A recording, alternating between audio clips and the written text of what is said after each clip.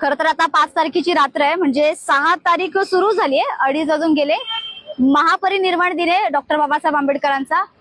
आम्ही आता सध्या चैत्यभूमीच्या एकदम जवळ आहोत, म्हणजे शिवाजी पार्क जिथे लोक जमतात त्या ठिकाणी आपण आहोत. मात्र तुम्ही बघू शकतात इथे जवळपास या दिवशी बाबासाहेबांचा एकही बॅनर जवळपास दिसत नाहीये. निवडणुका झाल्या, निकाल लागला, त्याला खूप वेळ झालाय. 22 तारखेला निकाल लागल्यानंतर अजूनही तिथले बॅनर निघालेले नाहीयेत. अगदी कुठेही या परिसरात, शिवाजी पार्क जवळच्या या परिसरात कुठेच बाबासाहेबांचा बॅनर नाही. शिवाय इथे स्क्रीनिंग जी लागते चैत्यभूमीची लाईव्ह, ती सुद्धा आता बंद आहे.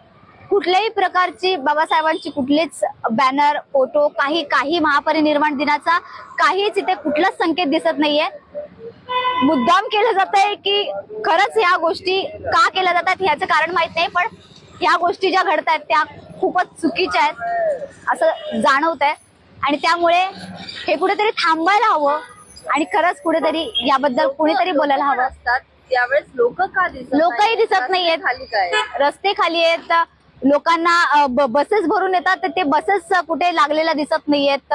अजिबात लोकही कमी आहेत, बॅनर्स नाही लागलेत, कुठे महापरिनिर्वाण दिनाचे कुठे चिन्ह दिसत नाहीये. दादर का नाही, अख्खं दादर रिकामी दिसतंय. बंद होती अगदी कुठे